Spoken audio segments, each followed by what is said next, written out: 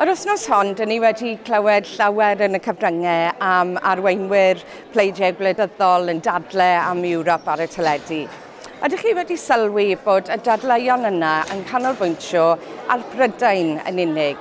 Dyn nhw ddim yn berthnasol i Gymru, achos mae sefyllfa Cymru yn hollol wahanol. Mae Cymru yn cael mwy yn ôl o Ewrop na dyn ni'n cyfrannu i Ewrop yn ariannol. Mae un yn pob 10 o swyddi ni yn dibynnu ar fasnach gyda Ewrop. Mae rhan fwyaf ein ffermwyr yn dibynnu ar y polisi amaethyddol. A mae pobl ifanc yn cael cyfle i deithio, i astudio, i weithio mewn gwledydd eraill.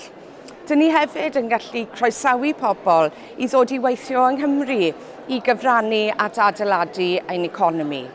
Felly, yn yr wythnosau nesaf sy'n arwain at yr etholiadau Ewropeaidd, dwi'n gobeithio bod ni'n gallu cael y trafodaeth am fis cenedlaethol Cymru, lle mae dyfodol Cymru o fewn Ewrop.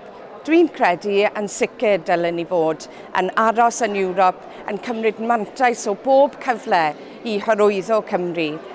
Dyn ni fel pobl, fel teuluoedd, fel cymunedau yn gorfod edrych ar ein dyfodol. Beth sydd yn well i ni? Dwi'n credu bod ni yn well yn Ewrop, fel rhan o Ewrop, fel cenedl Ewropeaidd. Ond mae rhaid i ni greu Cymru well o fewn Ewrop well.